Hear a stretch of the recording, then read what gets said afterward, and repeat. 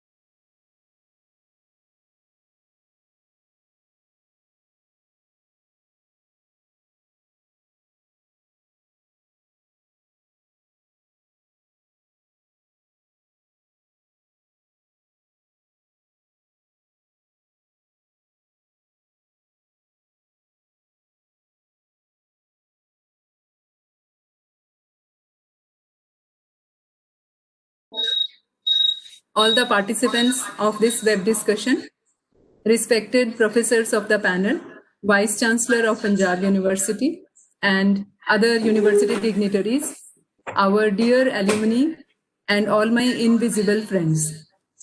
A very good morning to all of you. Today we have gathered here together. For these 2 hours now, we will be discussing on the theme of perception of a university and an image and its creation. Our interest in perception goes back to the NIRF, that is National Institutional Ranking Framework, where we have seen that many of the universities fare very badly on the parameter of perception. So the Panjab University Alumni Association and Human Resource Development Center came together to conduct this online program, and today here we are. I initiate by first propitiating the digital gods that they bestow their blessings and we do not develop any glitches, disconnections, or low bandwidth during the discussion. I would also like to assure our friends that if any content is lost, we will make up for the loss in some other way. And please be with us on this journey to get a closer peep into this concept of what perception is, how it is developed, and what should be done to improve it. As it is customary, I would request our academic leader, Professor Rajkumar, Vice Chancellor of Panjab University, to kindly initiate the discussion by welcoming our panelists and participants. Over to you, Professor Rajkumar, Vice Chancellor of Panjab University.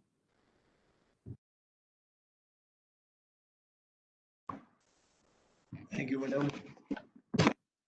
Thank you. Hello. Hello. Yes, we can hear you, sir. Achha, okay.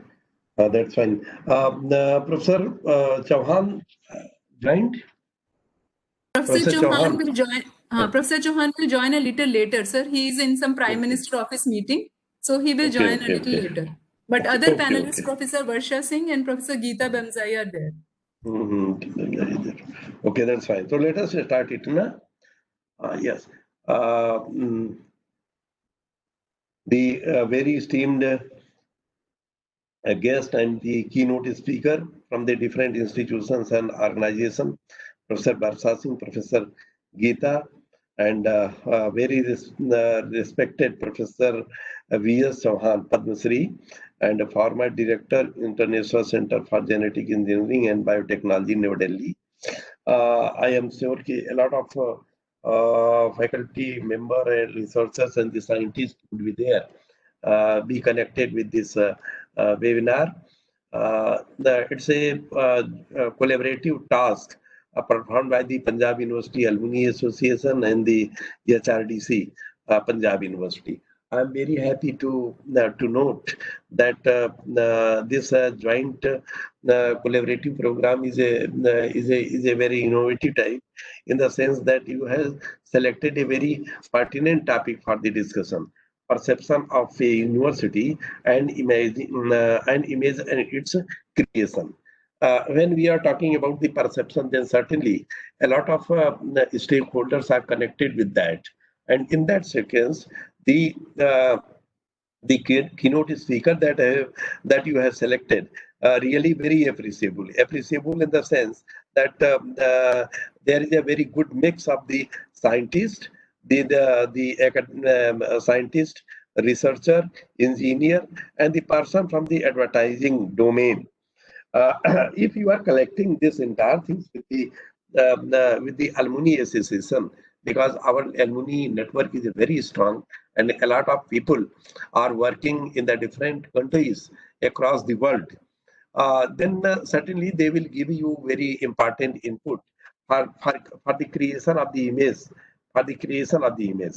And the perception depend upon what type of creation you are going to do. If your means perception regarding any organization, any product, any services would depend upon the highly professional person. So in that domain, only the advertising agencies and the scientists and engineers can play a very important role. Yes, the training technique that the HRDC has will be very useful in that way. Because whatever the theme you are having or whatever the product you are going to launch or whatever idea you are going to launch, until unless it is properly trained and as well as it is properly trained, then in that way, as a management student, I perceive the entire thing is very balanced, and it will go in a long way to just means have the place in the mind of the people. They will certainly think about these concepts, about these exercises that you are doing today. Last but not the least, the another important aspect is the student. Yes, because we are working in the academic and the research institute, university. Then my advice to you at the same time is that try to connect the maximum student. Why I am telling that? Because uh, on the one hand, it is a matter of research, it is a matter of academics. But on the other hand, by the creation of the image creation, perception,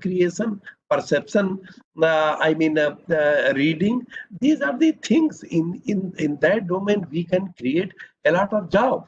And for that purpose, the students are best targeted people, because now you will find in the changed new normalcy, the entire things will come up in a very, or rather coming up in a very innovative way, in a very entirely different way. So we have to just give the mileage to the student as well, so that they can explore their career in that domain. And on the one hand, we shall be in a position to create good image, good perception about the Punjab University, and on the other hand, we are discussing on the creation of job as well to the student. Last but not the least, when here is the role of the rating agencies are very important. In ranking, NAC ranking, the perception plays very important role. So from the ranking purpose, from the standardization purpose, from the quality of education purpose, this image and perception, good perception creation is a need of hour. With this input, I just once again welcome each one of you, particularly Professor B.S. Chauhan Saab. I can understand he's a very top scientist and very good administrator, also a very good manager as well, because I got the opportunity to work with him with a number of committees, with a number of activities. Then really if you have invited Professor Chauhan Sahab. So it is a great thing that you have connected a very par excellence scientist. At the same time, the faculty from the IIT is also have highly appreciable. And the person from the mass communication really is a very important domain. So with this, once again, I congratulate and means the best of luck to the entire organizing team. I wish to see more and more program on such type of theme in a collaborative form. Only when we can demonstrate what new we are going to launch in the new normalcy. Thank you once again, one and all. Thank you very much, Vice Chancellor sir. Now, I would request Professor Ashish Jain, who is the Director of the Internal Quality Assurance Cell of Panjab University. May I request you, Professor Ashish Jain, to kindly come up and speak about the parameter of perception of Panjab University, the scenario in which Panjab University presently is. So, may I request you, Professor Jain? Surely. Thank you. Professor Ashish Jain के component को highlight आपको पढ़ने, हम तो सोचे है ही नहीं उसमें. You had done a very good task because the Ashish Jain is a very important in that domain. Luckily, I just mentioned about him. Okay, Ashish, go ahead. Yes, sir. Yes. Thank you very much, and a very good morning to all of you. It's really a wonderful.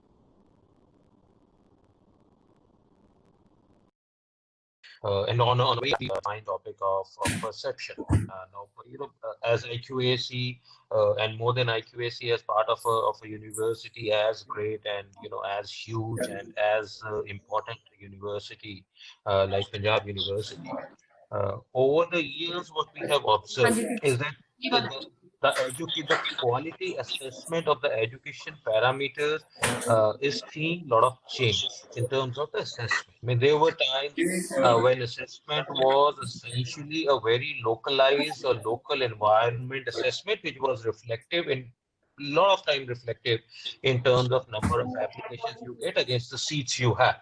So that used to be a good parameter of the quality of education that you are giving. But of late, in the last 8-10 years, within our local Indian environment, I'm not talking of globally per se, but within our local Indian environment, there has been a need and very actually need to standardize it, to rub one institute against another institute on certain specific objective and subjective parameters, and rightly so, because within a well. You are the king, but it's only when you start peeping outside you realize where you are. So the journey which started around 10-12 years back in terms of the rankings coming to India, the international ranking like US, Times, and then slowly NAC came in, and then NIF came in, and then ARIA came in. So a lot of agencies and a lot of agencies are there which are now into the ranking ranking domain. So whenever we go for ranking per se, the ranking essentially leads to the ranking parameter usually have two components. One is a very subjective assessment. One is a very objective assessment. In the objective assessment, you have all the data with you. You know where you lack. You know what is it that you had earlier you don't have now. What is it that you did not have earlier you have now. What is it that you don't have which your competing university has. So those are easy to manage in terms of knowing the gaps and filling those gaps up. But when it comes to subjective parameters, that is where all of us are at a loss, and more so in the international rankings. For example, international, and not really, telling anything against these international rankings, but international ranking, they have a huge percentage dedicated to perception. And the definition of perception in their terms may not be the right perception parameters for us. You really can't have an IIT Bombay be perceived against Harvard University for that matter. So there has to be some different levels of perception parameters when it comes down to the perception in an international market. But when it comes down to the national market, the perception within our country, that's this subjectivity also start gaining a little bit of objectivity. Now, in the NIF survey, and if you analyze it deeper, and we have done that for our university, as long as the parameters are objective, as long as the parameters are number of students admitted, number of students passing out, number of students getting job, number of students going into higher education, the median salary, the faculty awards, the research grants, so on and so forth. We at Punjab University are second to none. Mark my words, second to none. But when it comes to perception, that's where the entire game goes off. We are not really able to handle it. Why? Because perception is something that you cannot control. No matter what, you cannot control. Perception is something that cannot be built over it. Perception is something to which you do not have too much of control of. Perception is something which really needs a lot of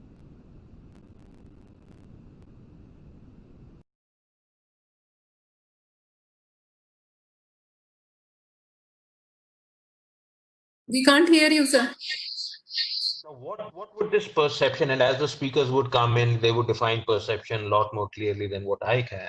But for me, sitting at IQAC, I know for me the definition of perception is the perception in the eyes of all the stakeholders. And when you talk of stakeholders, student is one component, but unfortunately, we always tend to think that students are our only stakeholders. They are not only stakeholders because they form a very small component of this perception feedback. Who are the other stakeholders? Our faculty, but more so the faculty community, the faculty fraternity at large. The parents of our students, but more so the parents within our community, the parents at large. Employers of our university, but employers at large. So there are a lot of stakeholders who need to be touched upon. When a student enters the university, for him, the perception value is defined only and only by the job. If I go or if I send my kid to US for education in a university, my main parameter would be that yes, that university is good because the pass outs of that university are placed well. How many of us actually send our kids to a university because that university creates a whole human being, creates a complete human being, not many. So that means perception is very deeply linked as of now to the jobs. So what can university do in terms of ensuring that our perception improves in our stakeholders' eyes? That means the jobs that we are able to provide to our students is highlighted. And in terms of highlighting, federal universities, government universities certainly are at a loss in terms of not being very marketing savvy as compared to the private competitors. But till the time I don't go out and tell the world that my engineering students get placed, 80% of the time that they have a median salary, which certainly is equivalent or better than the salary of PEC or IIT Roper, till the time my perception of my engineering college will not improve. So the whole name of the game of perception is to make yourself visible. And to make yourself visible is essentially meaning is to be loud. So whatever you do as a faculty, you have to be loud and visible. If you have a research project, be loud and visible that this so-and-so agency has granted you a research project for the others to read. More number of times you are going to be seen in a positive light in the eyes of your stakeholders, the perception is going to increase.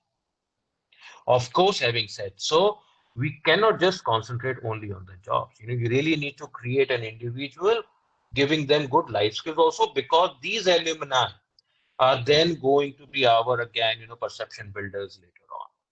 So giving them a wholesome education, yes. Giving them a great job, yes. But more importantly is about being visible. So my friends, whosoever is from Punjab University, let us ensure that we are as visible whatever positive way we can reflect our university on, be it award of the faculty, be whatever it is, get into the media as much as possible. And I would want to finish it off now because I'm equally keen to listen to the speakers as all of you are. Thank you very much, man. Thanks a lot. Thank you, Professor Ashish Jain. And I think you have underlined very clearly why do we need to listen to the experts so that we make our understanding more clear about how is perception formed and what are the to-do things, what the university, what the faculty and what the students should do to make our perceptions better and to improve it in the light of the eye of the public. So our first expert is Professor Varsha Singh. She is with the Department of Psychology of Indian Institute of Technology, Delhi, and her research work is focused on cognitive and affective aspects of decision making. She is also into a lot of cross-disciplinary work with All India Institute of Medical Sciences, of Center for Economic and Social Sciences of JNU, and engineering departments of her institute. What we need to understand from her is the psychological basis of understanding perception. Evolutionary psychologists hold that perception is shaped by past experiences and expectations, and its main purpose. In this case, it is imperative for us to understand how can we ensure correct perceptions of our stakeholders who are in a position to either patronize or withhold their favors and support to the university. May I request you, Professor Varsha Singh, to kindly take the platform and interact with the delegates. Thank you very much. Professor Varsha Singh, please. Sure. Thank you so much. It's really an opportunity to come and share my whatever little thoughts that I have on this. I have been listening to Dr. Jain, and I think he's done a lot of work for my presentation already. I've made a small presentation I thought I could share with the panel of what I know of perception. Am I okay to share slides right now?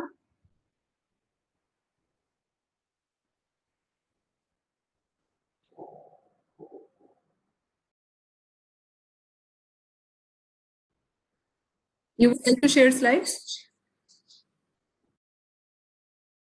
And you will have a share content button. You can click on that.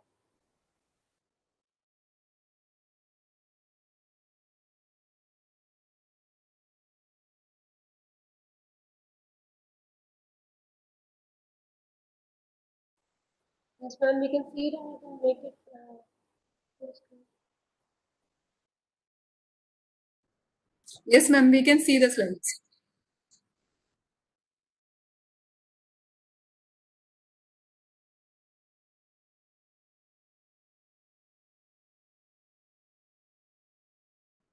Ma'am, just make it full screen, please. Okay, sure.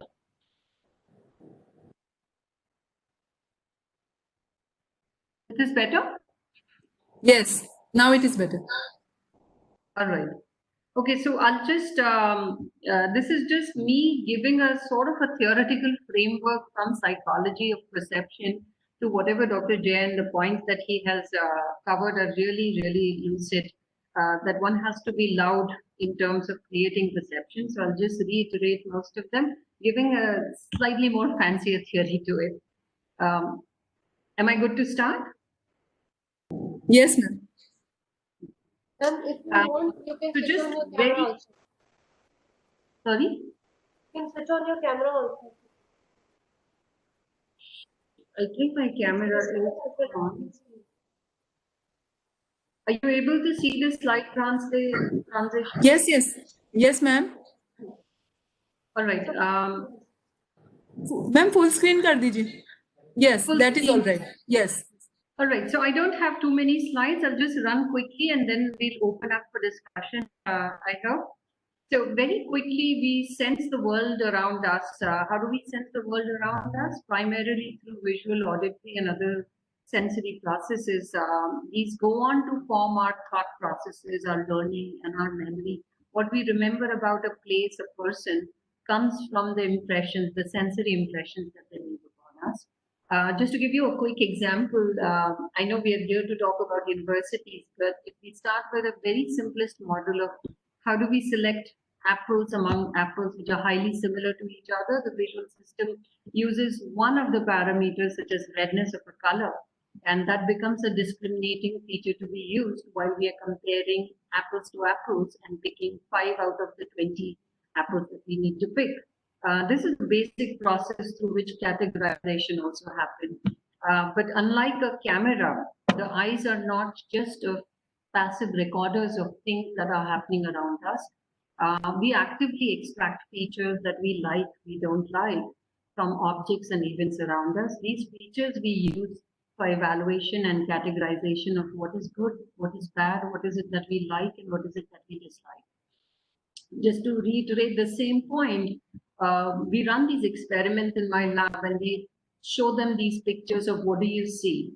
The visual system don't just detect a presence of a structure or a construction. We always say it's a big, beautiful house, or it's a small, shabby house. It's a white color house. It's a house with green lawn. So everything that we see, the sensory system, is actually making rapid categorization while we are processing information. We don't see a car, we see a sports car, we see a red car. So the objects that we see around us, we are constantly evaluating them, judging them, and assigning values to them based on how much we remember that we like to dislike that event, that object. Okay? Just to throw in a little bit more theory to how do we perceive the world around us. We live in a world which is extremely poor in information sometimes, or it has abundance of information. Then if specifically if the information that we have is ambiguous, where you have someone saying this is really good and someone saying they have mixed reviews of that product or that service, we tend to utilize our own learning and memory to fill these gaps. So when asked to participants, what do you see? We don't say these are lines running in a particular direction. We actually identify such objects as a square and a circle. Very widely done. So this is the way perception is universal in that sense. We don't have time to seek more information. We impose perceptions immediately. Just a quick another way to, if I may indulge the audience, perceptions are also made in context. If I were to ask one of you to identify what is it that you see on the screen, you would probably say a black blob. And this is again another famous psychology experiment that suggests that what was expected will determine what kind of a perception unfolds on that stimuli. So if we are expecting a A and a C, strings of alphabets, the stimuli is most likely to be perceived as a B. But if you're shown strings of numbers, the stimuli automatically be perceived as a number 13, which says that perceptions are extremely expectation-driven, context-driven, and driven by the beliefs, a priori beliefs of what we walk into as such. Another quick, very short, I didn't want it to theorize a lot, but there's something called law of simplicity when it comes to perception. We technically are always in a hurry. We always want to save time and mental effort. So when we have a choice to perceive something in 2 ways or more than 2 ways, we typically pick the one which is the simplest, most straightforward, and less time-consuming way. For instance, when shown a figure such as this, the most normative response to people is they see a square between 2 lines. Very rarely you will find someone who sees a W sitting on an M, a letter W sitting on an M. That just goes on to prove in psychology experiment that perception is, we pick the simplest explanation possible, the one that comes to our mind immediately without we getting our brains too much into it. Very quick summary of a few pointers. We use defining features from our senses. These features become the parameters that I think Dr. Jain was referring to.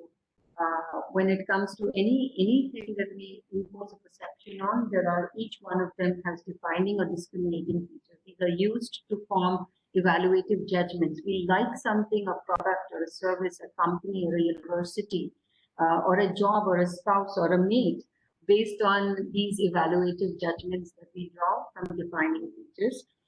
We do this very rapidly. We do this by filling in gaps. We might not have the most accurate information or most useful.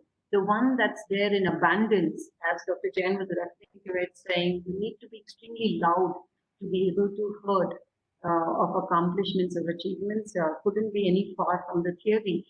It needs to be strong enough to fill the gaps in our understanding. These also perceptions also top down, which is context driven. This, fortunately or unfortunately, what is known a priori history, any context that has been created will determine all future trajectories for a really long time. And the last is law of simplicity. We rely on history or we rely on past judgments because it saves us time and mental effort, and we would like perception usually unfolds that way. I part my presentation by this thanking you, all of you, to hear me out. This is a famous experiment done to say that how people are very quick to immediately display what they like or dislike. And all perceptions are visible in facial expressions, just to start with. So you need not even come up with a formal survey that asks you 100 questions. You immediately know whether someone liked being in a certain place, like hearing about a certain university or a product or a service. Our reactions are very automatic and very quick. And I'm guessing that I'm sharing this because of approximately 30% of ranking, from what I still understand, is based on drawing responses from different stakeholders about their perception and their experiences of engaging with the university. And I'm happy to end this presentation now and take on questions. Or, these are some of my thoughts. So we do know that we're dealing with the same here as well. Just trying to stop sharing.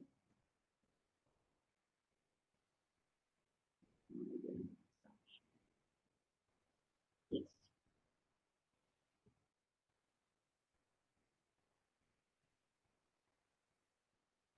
So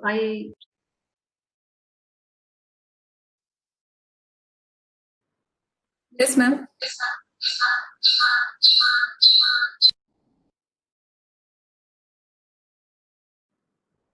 Perceptions specifically determine features that go on to making these impressions. They last too long. We rarely find out more information, and we're very quick to make these perceptions. Perceptions are very long lasting. But at the same time, they're also very context driven. That gives us hope that they can be moldable, they can be changeable for sure. Right? So thank you so much for hearing my thoughts. I'm happy to. Thank you, Professor Varsha Singh, to give us an understanding of how psychology works in making perceptions in a very simple way. I think everybody could understand that. And I think it is very commonsensical also. We all understand this, but still we form perceptions in the same manner. I remember our participants, they always tell me that they can tell when a resource person enters through the door, within a moment, they can tell that whether this person is going to speak substance or not. So that is very strange. I always find that is perception different from instinct or gut feeling?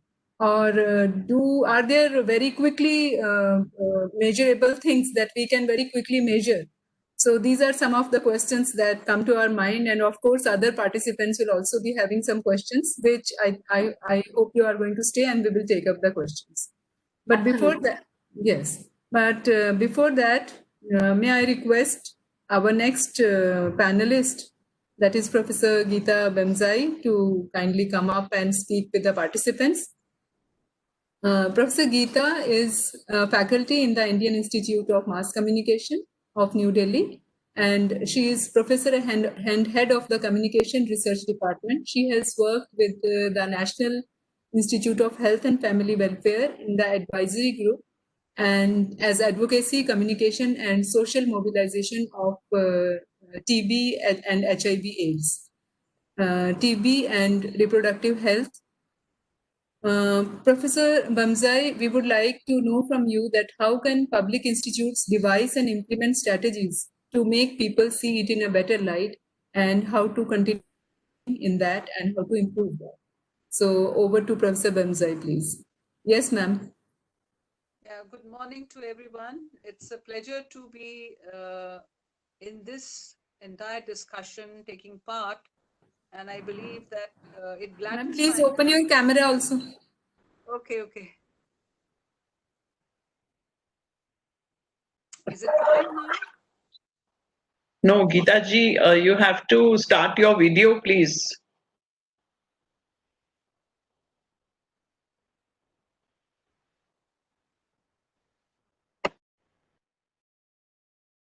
Yes, ma'am.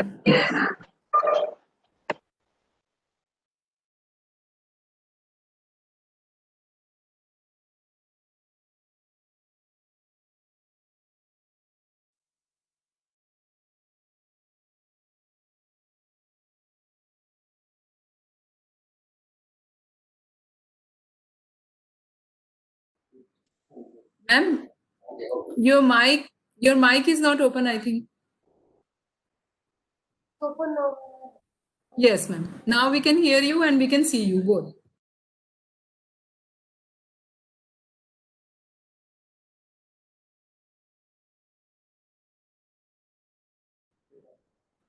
And please check your mic, please.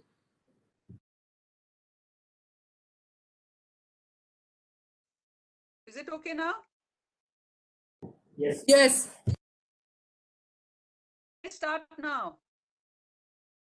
Yes, ma'am. It is all right now. You can start. Okay, thank you very much for giving me this invite to participate in this very important area of how to raise the stature of higher education and especially of a university, not just among students or their parents, but to a wider audience. And in that sense, perception management becomes a very important area of concern, because I think I'd like to place this whole discussion in a context, and that context would be that how come, university education or higher education per se has become an area of great concern, not just to the people who are its immediate beneficiaries, that would be students and the parents, but to a wider audience as such.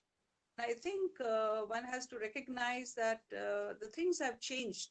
We are no longer living in an age where education was seen as a public good.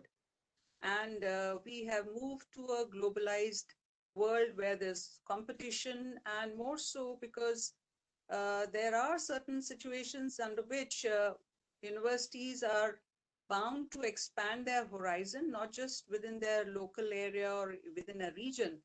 But I think looking at the transformation in the information systems, there are more opportunities for people to be interested and also take opportunities to expand their knowledge about different areas of interest. And in that, universities actually figure very prominently, especially among the young people.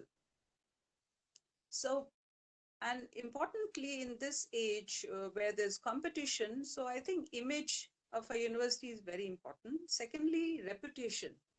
And reputations are built over a period of time. And I think Panjab University has had a very good reputation. And third is the identity, which I think is coming up because of the ranking. Are you in the higher league or are you part of the first 10 institutions? I think the people are vying to get to that position. And how does one actually change how does I look, how do we look, I mean, how do people perceive us? That's very important, and that would really draw people to a particular college or to a particular university as such. So I would say that the guiding principle which really pull universities to think about perception management or think in terms of how they should be viewed, actually has to be in sync with the mission and the vision of the university. And today, I would say that in the past as well, most of the universities would think in terms of research and innovation as the driving force and recognize that these are the areas through which they would be able to get the recognition.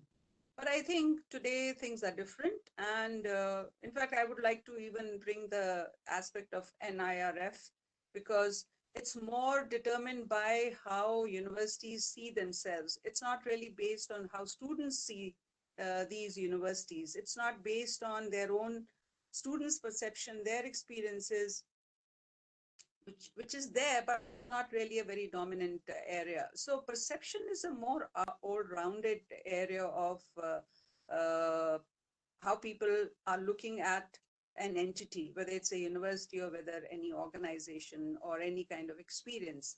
Having said that, I would say that a lot of people say that since I'm doing well, I don't need to talk about it. I think that's a misnomer, because uh, today there's so much information that if you don't talk about yourself, you don't become visible at all. So, and slowly, I think you're not even counted. So that's an important thing to mention, that we need to talk about ourselves, and we need to actually determine how are we seen. So there are 4 areas that we need to think about. Can I have that slide, please, if it's possible?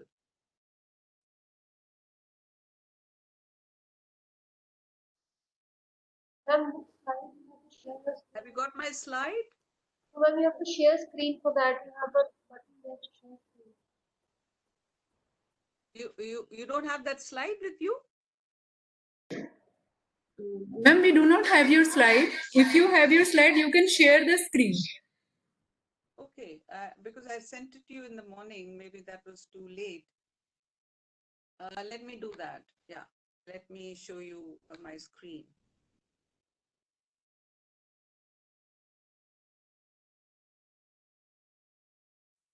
So,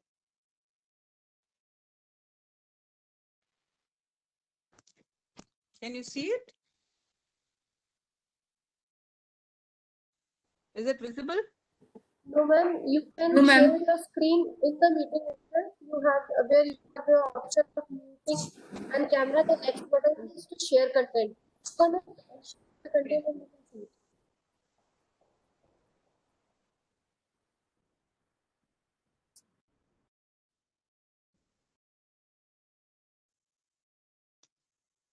If you're not able to do it, we can always send it to the participants later. Yeah, I think let me carry on with my presentation on my own and give you a gist of what I wanted to say through that presentation, because I think it's as good as talking about. I think, you know, perception, a lot of people say perception is real even when it is not reality, meaning thereby that, how people perceive things depends largely on how they look at reality. So it's a selective way of looking at an entity or a fact, which doesn't mean that perception is either half truth or it's not based on one's understanding. It's the meaning that which people bring to what they perceive. So there is a bit of selectivity and a bit of subjectivity also. So one has to really understand just by disseminating information, which was an earlier model of how we handle public relations earlier, that you could just transmit information and people would receive it and believe it. But today, looking at perception as a very integral part of the management portfolio is to understand that different people have a different way of looking. They have a different perspective. Let me put it this way, because a lot of people have misgivings that perception is either half-baked or it's not truth. I think we have to understand and develop a mature understanding that perception is derived from a person's perspective, and every person has a different way of looking at a fact. So as an institution, what are the things that I really value in terms of how I need to be viewed? So I think there are 4 steps that I wanted to highlight. One is how you think you're perceived. I think even as an individual or as an organization, we believe that we are being perceived in a particular way, which we have fashioned, which means that we have a control on how we are being perceived. Now, second step is, are we really being perceived that way? So how are you actually being perceived by others? That's very important, because there may be some kind of a gap between how I view myself and how others view me. So there can be a gap, and that's what we need to address. And third is something that we need to do. How do you want to be perceived by others?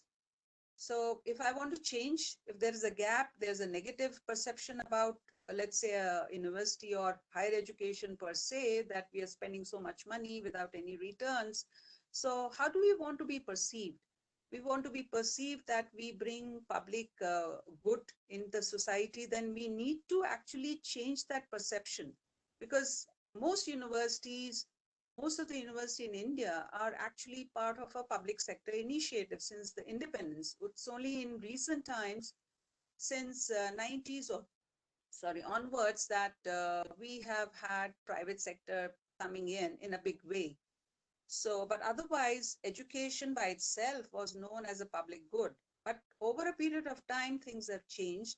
People realize there's an investment and they want a value for the education that they receive.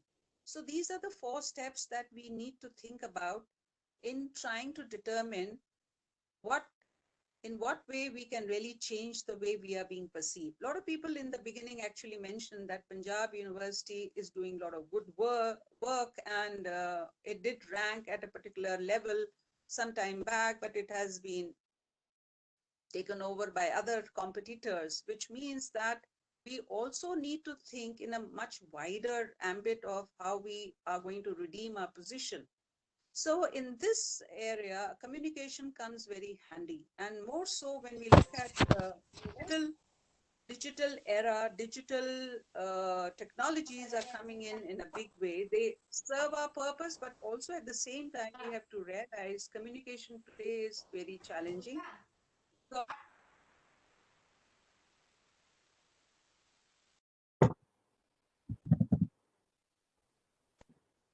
to accept it as it is. Today, we live in a world where people are able to create, consume information on their own. And because of the algorithm which is there, people are able to get action of the information that they circulate. So it becomes very challenging for any institution. And so how do we actually circumvent these challenging areas? First of all, I think we need to recognize who are our stakeholders. I would actually add to it that not just students and employees and their parents, but also funders and other competitors and society at large. So everyone is interested in how the money is being spent on higher education, because I think there's a lot of competition with the primary education. So there is a lot of debate about whether the money invested in higher education can be shifted to primary education. So there's perception. It's a perception that higher education is not giving us dividends. So how do we overcome this whole perspective is to understand what is the vision or the mission of a academic institution as such. I would just maybe deviate a little bit here to mention that most of the rankings actually are for either technical institutions or institutions which are providing some kind of a professional degree. Which takes us to another issue, is that how come most of the universities which also provide liberal arts, social sciences, are never able to make it that grade? And that has something to do in terms of research. The contribution is not so much emphasized, it's not even encouraged. So I'm trying to suggest here is this, that if you compare your liberal arts, your social sciences and sciences, basic sciences, with other universities which are really making the grade, even from Asia, they have a good mix of both. And so it becomes very important that our stakeholders are different and they have a different perspective about a university. We should be able to really cater to that, which we have not. We have actually, one size fits all kind of a attitude to perception management, which I think we need to change. Another thing I would like to highlight that there are two major, and perception is trying to do things, not just talking about it, but doing certain things. So we have to deal with perception change enhancing actions. So how do I actually change the image of my university? How do I actually, if there is some negative reputation of the university, how do I change that? How do I make identity of my institution, which is different, which gives it a very specific, customized approach in dealing with my different stakeholders? Because I can't be just like any other university. I think I have something special that my USP needs to be highlighted. So there are two things. One is to deal with perception enhancing actions. That is to deal with positive, negative ranking or rating by higher education at the national, industry, or international groups. Then second is dealing with perception, which is threatening. So this is more to do with the image in the short run, like scandals, controversies, upcoming performance reviews, and giving yourself a different identity or a vision. And perception management takes us through these different hardships and through these processes of achieving our desired goals. And it entails dealing with competition. So you have to deal with competition. So you really have to muster all the data, all the information to decide how are you different from other institutions, maybe from the same region. Because I know that there are a lot of central universities which have come up. So the singular fact that there was one good university is probably not doesn't stand today because you have a lot of competition. Then how do you promote yourself? So I think we must know what is so special about us. Is that the speciality about our research? It's about the placement of our students. It's about the kind of trust factor that we have. Is the work that we do, has there been an industry tie-up? And the kind of education we provide, is it the best fit for the cost that it really charges the students? How do people, and what is the satisfaction level of all the stakeholders, whether it be students, parents, the industry who take your students, and also in the region itself, like Punjab, or in the larger region of Northern India, students coming from different areas, do they feel that the satisfying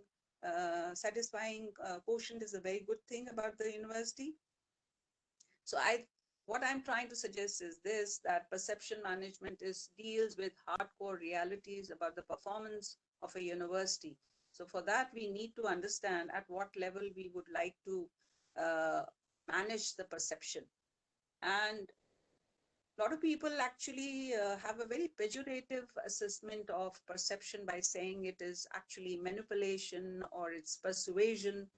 I would like to say that ethics plays a very good important role in perception management. It's not about circumventing information, but trying to give information in a more reasonable way and in a way which will establish the credentials and also lead people to think in a way which does justice to the kind of work you're doing. So let me just towards the end, if I have enough time, to say that how do we actually venture into doing things which will change the perception about a university or a institution of higher learning.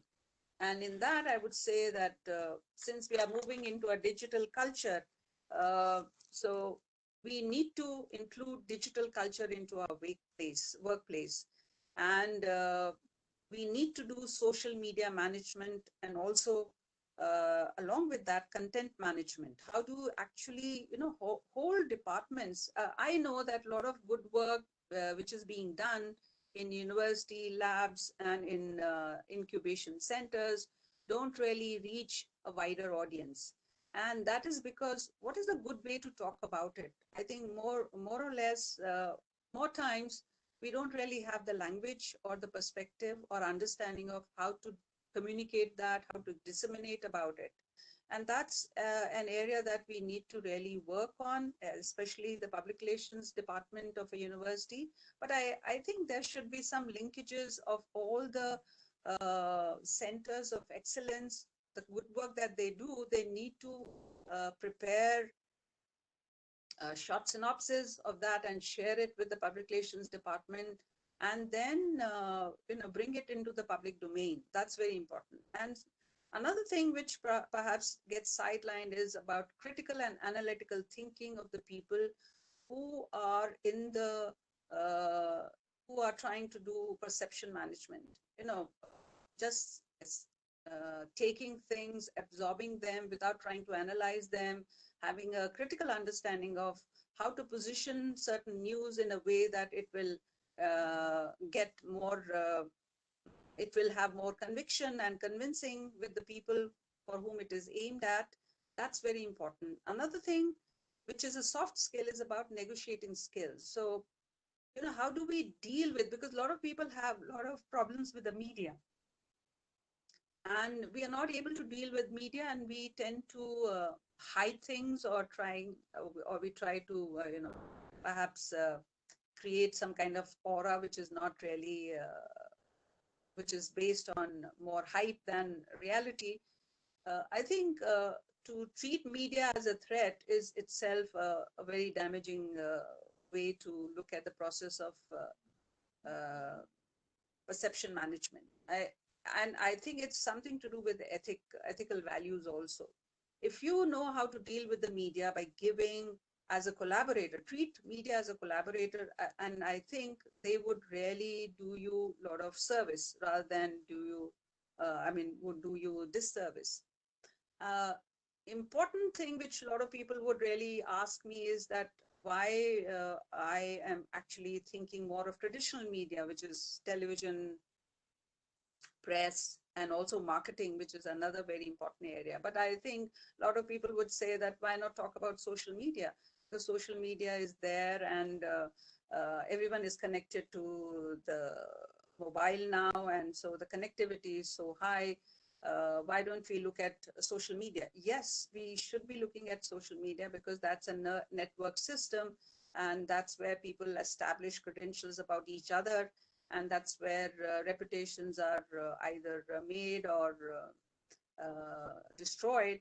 And but I would also say that social media should also be used as an endorsement by the alumni to talk about the work that is being done, and how and in what way they have really achieved what they have outside after passing out in their workplace, so that the good word about the benefits of that education, the learning outcome, has materialized into the kind of work that they're doing out. So social media is an important area of work because it's something we can't control, but we can really tap it. That's important. So I'm trying to suggest that social media, mass media, and third is the marketing strategies that we need to have. A lot of private sector institutions are getting into the mode of promoting themselves with a lot of visual images of the kind of facilities that they provide. And I've not seen any public sector higher education institution doing that. So the tough competition is that the public sector institutions are becoming as places which are not very attractive, whereas private sector institutions give you tough competition because they come out like they have the right facilities, right services, and you have faculty which is there, and you provide some kind of support. So it's all promoted through a marketing initiative. But marketing is like a dead horse as far as public sector is concerned, because there's no money and people don't think that it is going to give you dividends. So another way of marketing is that your Facebook, your social media network, and your collaborators. And the best way to do that is that how do you get into the media space is to use the good work done by your faculty, the research. It gets into the, without being paid for, it finds its way in the media space through some kind of a scholarly articles. I think that's very important for our faculty, our scientists to bring their contribution out in the open. I know that scientists don't want to talk about it unless it is a paper publication, but they don't want to. But there are different platforms now. DST has a good platform where you can really bring your information, scientific know-how, and it passes to right relevant stakeholders who are interested in your work. So these are the areas where I mean, it's a large area. It's not something that you can really summarize in such a short time. But I just want to finish by saying one thing which is very important, that in times of crisis, risk communication or in crisis communication, we tend to actually find it very difficult to really reach out to our constituencies which would support us. In fact, we find that we get a drubbing from all corners. And that's why perception management is a very important tool. It's a very important process. It's an important strategy method that should be utilized not at the time of crisis, but as an ongoing process, which is part of the entire management process of an institution. And crisis management is important. Instead of having an ostrich-like attitude to it, I think we should really understand why things have gone wrong and try to, if it is a ranking system which has given us a drubbing, then we need to do an in-house correction.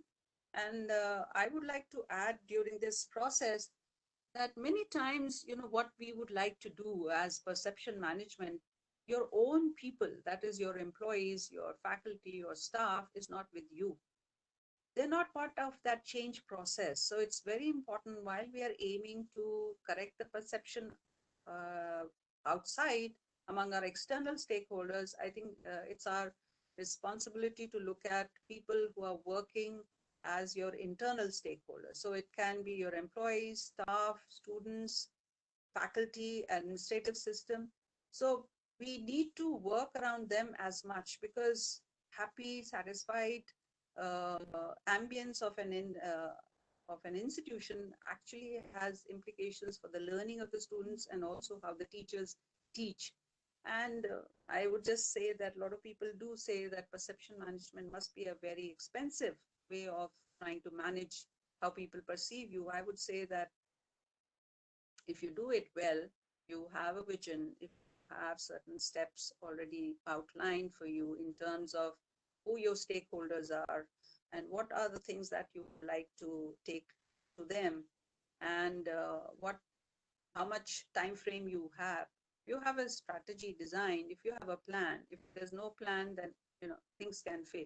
So if you have a plan, perception management, instead of becoming a manipulation, can really give you dividends in terms of understanding what is your role, where are you going, and in that process, who all would be there to stand with you and take you through this abyss of what people know about you and where would you like your institution to be. Thank you very much.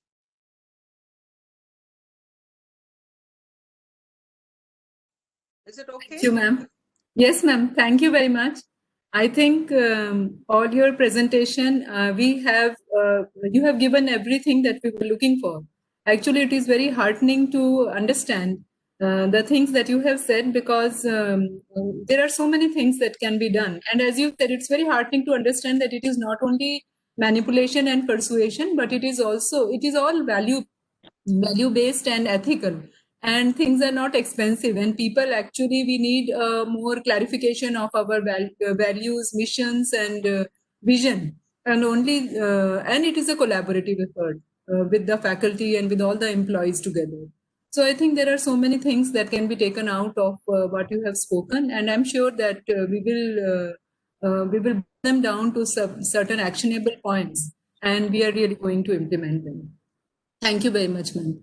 So please stay with us. And we also are very happy to know that our third panelist, Professor Singh Chauhan, has also joined us. And I think many people, B.S. Chauhan is a renowned and eminent name in the higher education circles.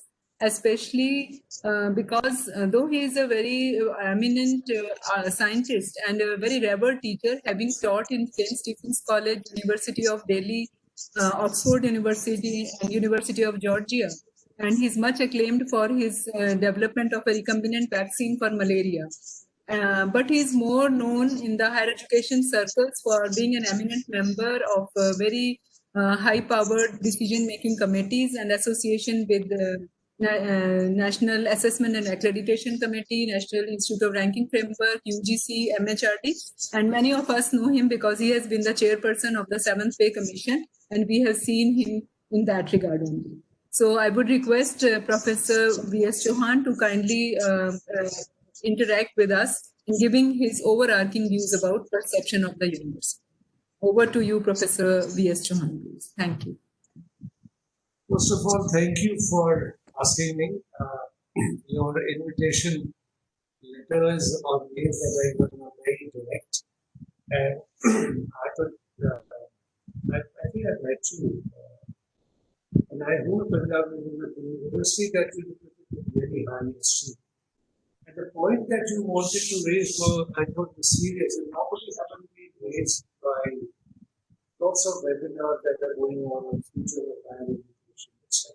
So I try to focus some of my random thoughts on perception as a metrics for getting out to the public, the relevance it has or it should have in the evaluation of quality of an institution. Eventually, whatever we want to perceive vis-a-vis a product, perception has many meanings. Psychologists will tell you what perception means. Perception could be what you can't judge by or sensory objects and so on. But in the backdrop of what is perception of a higher institution of learning means, I'll try to focus that.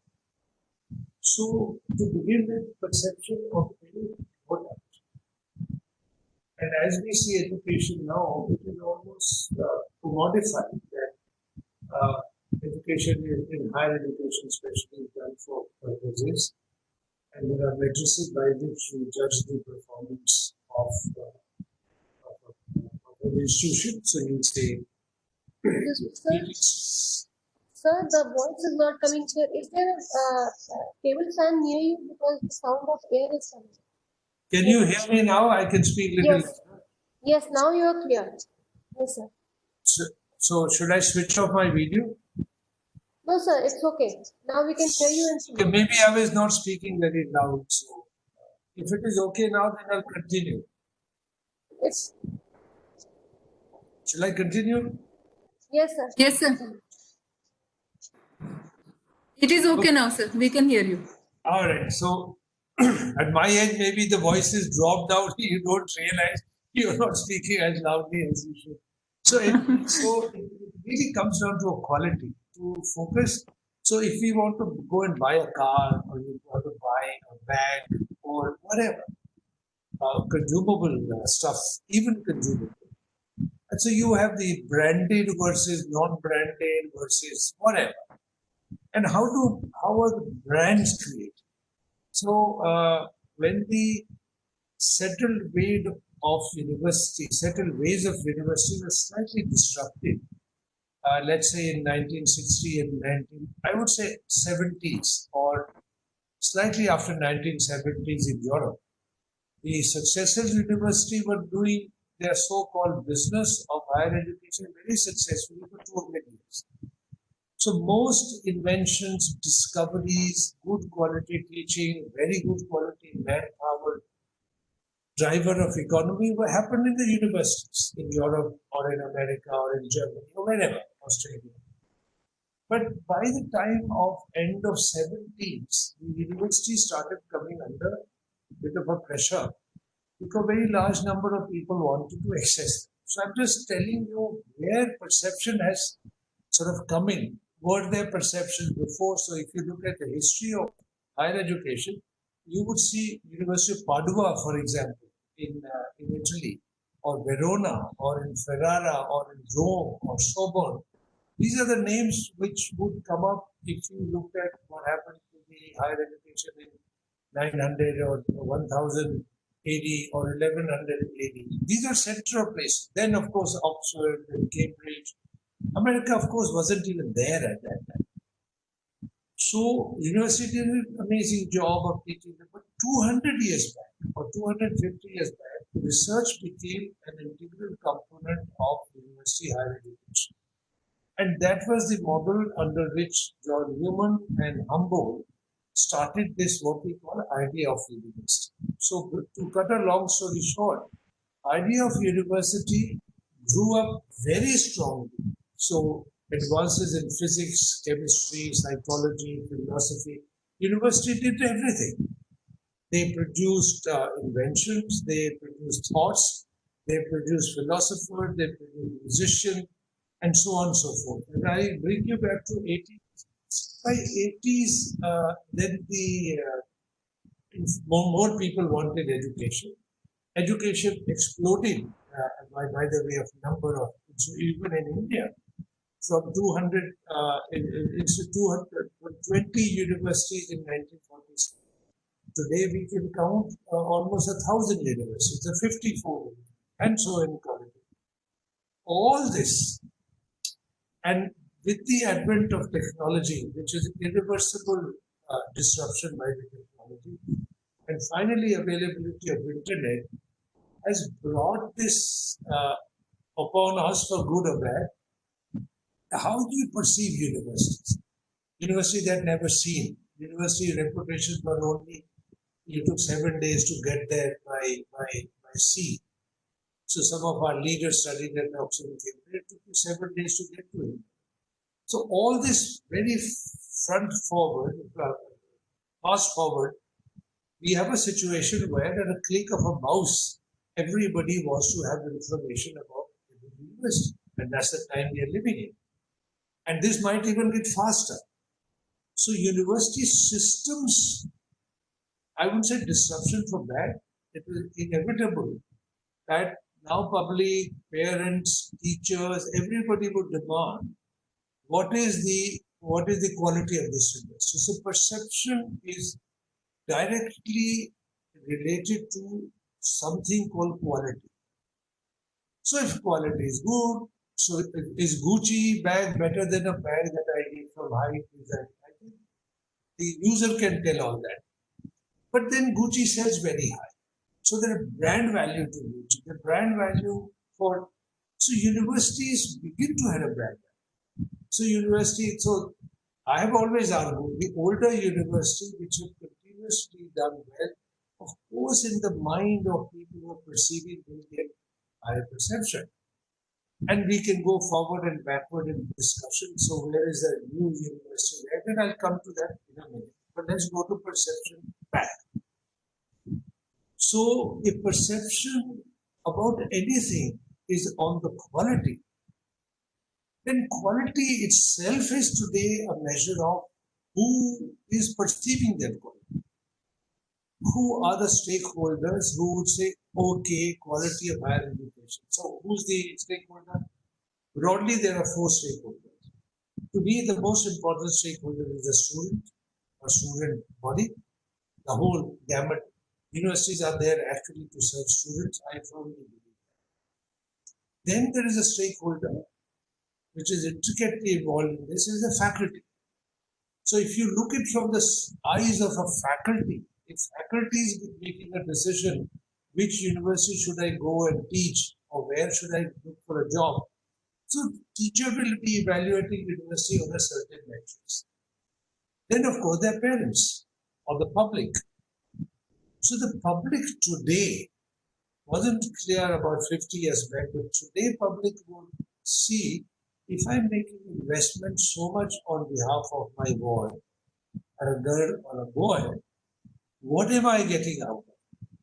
So I'm not talking about India right now, I'm talking about general higher education investment on part of a parent. We'll come to India in a minute. The Indian systems and developing country systems are slightly different.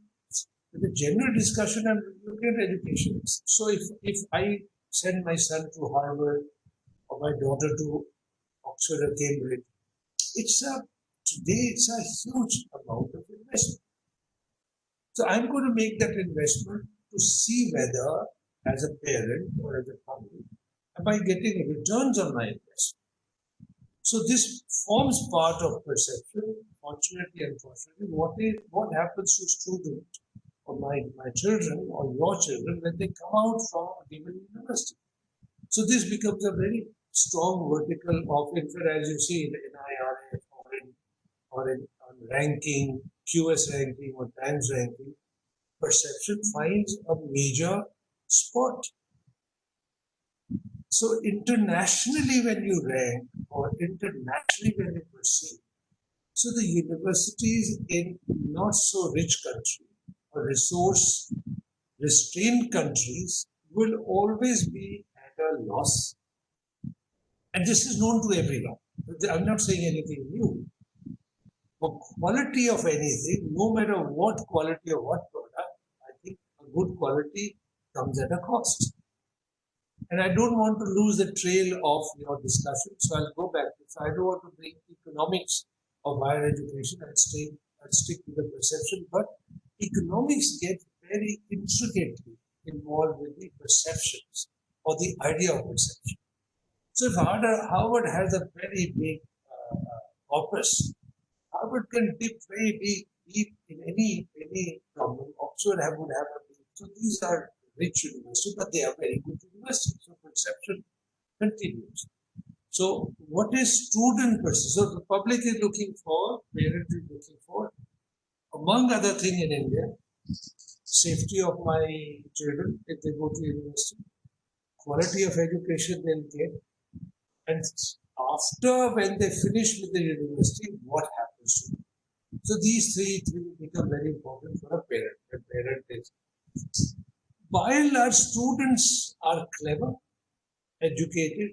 They themselves look around for what they want, and that information is explosively available at the internet. Sometimes not so good quality, but most times information is there. And there's so much information that students sometimes is not very sure to make decisions. If I localize this to, let's say, Indian situation, and I have seen from my own experience in India, locational advantage or locational closeness itself many times decide which university to go to. I will not labor on this point very much. But this is true that some of the older universities, because of perception, rather than anything else, a lot of people want to go to them. For example, every year when admissions open, parents throng to Delhi colleges, and if there are 200 vacancies, then there were 20,000 applications. So where does this perception come from? Perception comes from perhaps exams happens on time, perhaps faculty is good, perhaps job opportunity after coming to colleges in a good university are much more. So this is nothing unusual. This is what a parent is looking around all over the world. A security, B quality education. The faculty, good faculty, let's say the young faculty. If young faculty is very good and has choices, the faculty look for quality of, will I be able to do research? Will I have enough time to do research? Will I have what I need for my research in a given university? So if you look from the university side, the perception of for the university is important. The university administration will have to take care of these 4 verticals to attract. How do you attract good quality faculty? So housing, lots of things. Once you have a good faculty, then your one part of vertical is taken care of, and this good faculty behaves as good faculty, then it percolates to students very, very quickly. A lot of us sometimes feel all students are not interested, all students don't care. I totally disagree with this view. My own experience with students, by and large, has been amazingly good. If you give them, so this is again, how do you create perception in in a good university. If the faculty dedicates it to the job to which is employed, I think you will have a very happy bunch of students. What does student look at? If I come to a given place, can I find residence? After I have to live. Some places we find it very difficult. If you go to Oxford, Cambridge today, your accommodation is confirmed only for the first year, or at Harvard, or at Yale, or at college. So these things become part of the perception. If I go as a new student, I will definitely have to pay for it, but I'll have accommodation. If you go to IIT, you know that you will always get into residence. So this is how the perception and is a physicality of perception.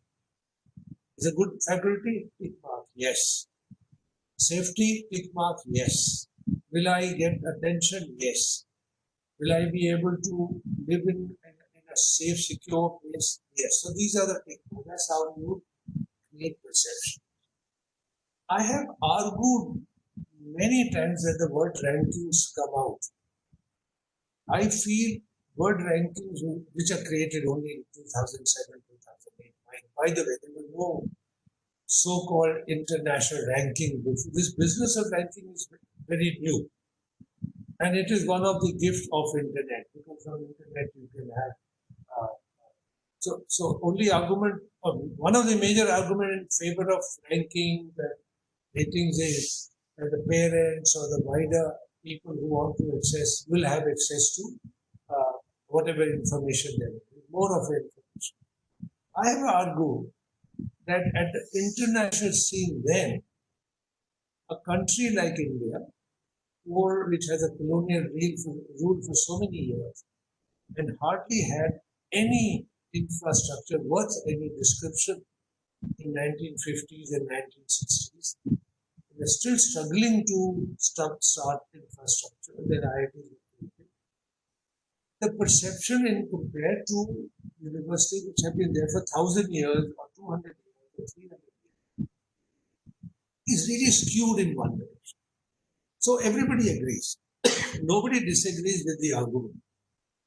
But nobody wants to can or do something about it. So one of the questions when Jayati was talking to me was realistically, how do you raise perception? Now, brand creation doesn't happen in a day or 2 days or 3 days. Brand destruction can happen fast. You can destroy brand by very bad performance for a short while, and the news can spread. Brand creation takes time. So if X University or Panjab University or Ranchi University or BHU or whatever, it is going to be a slow, sustained effort. And you can't challenge or you can't compromise with any of the parameters that I do. So if you can take care of good quality infrastructure, good quality faculty, your filter for good quality student, your publication quality good, there's lots of good quality metrics. Now NAC and NIRF points out, or QS for that matter, or Times Ranking point you to that direction. So while you can take care of this, that, how do you take care of perception? The perception will take time. I don't want to name any university, private or government, but there are in India now shoots that are coming out where the 4 or 5 verticals that I said are being taken care of. And suddenly you find in people's perception, these universities and some of them in private sector suddenly are making very big noise. People perceive them to be good university within the 10 years of their experience. Universities which were created in India in 1910, 1920 had tremendous reputation. Whether it is in Bengal or in Delhi or recently in Delhi about 25, 30 years back, these universities created good perception about themselves by simply taking care of what I mentioned. Good good faculty, central. Good students, central. Transparent systems, central. Good governance. So somewhere we are losing out. So I'll go back to my argument with the international. I've argued with QS and Bank ranking. They all agree, and some of them are, at least there's a lip service that yes, we should do something about. So one of the arguments is the amount of money we spend per student in a decent university in India is so much less than, let's say, in Germany or Oxford or Cambridge and so on. So economics comes in. Let's say X university in India wants to get higher perception, so it has to put in a lot of money in research. Research is expensive. If you're a government-funded university, you have your restrictions, you have your responsibility of constitutional responsibilities are there. So when you start talking about this, then it becomes slightly complex situation. Now, how do you raise perception of a university? Now, I remember when I was young, I used to be a good sports person. I used to run. The Panjab University or universities in Punjab at that time used to destroy everybody in athletics or hockey or so there was a perception there are very good facilities for sports persons in Punjab. That's how you create perception. Now, if you regularly for 10 years produce high quality physics papers, you'll have perceptions of that this is a very good place to send my child to do physics. I don't know how much time I can go on for hours, but I'll stop this by saying, if you want to internationally look at somebody doing public health policy, everybody's name will be Johns Hopkins. Johns Hopkins is the best university. You want to say, I want to do immunology or social biology, Oxford is the best. I want to do law, I want to do the Harvard, go to Harvard. I want to do serious law research, go to Yale. If I want to do good architecture, go to MIT, go to Berkeley. Even within very good universities like this. So I'll be happy to answer some questions. Perceptions about a university cannot be created in a day. It's a long haul. None of the verticals that you can compromise when you take your attention away from any of the verticals, I think you will be compromising so-called perception that you want to build. So a lot of people, stakeholders, as I said, faculty, student, I do not want to forget the governance. The background people of, if I write a letter to university, do I get a reply? Is there a system of addressing? So all these things, what is the safety? What is the security? And I think this is how perceptions will be created. I wonder if I've said what you wanted me to say, but if you want me to specifically focus on something, what I have argued that when the systems haven't matured to the level they should mature, like in India, the retrieval of system is also not very good. I think we should not pay so much weightage to perception. And when it comes to ranking, when it comes to rating, but that said, universities or higher education institutions work ceaselessly to see that in public eyes, you are treated as a good institution. And this will work both ways. You work well, your work will be recognized. It cannot go unrecognized. I don't want to name some university, but some new universities have done very well. Already people perceive them to be good places to go to. So I'll stop here, and if there are any pointed discussion points or anything, then I'll be happy to answer. I have a question, Mr. Rashish, and whenever there is. Go ahead.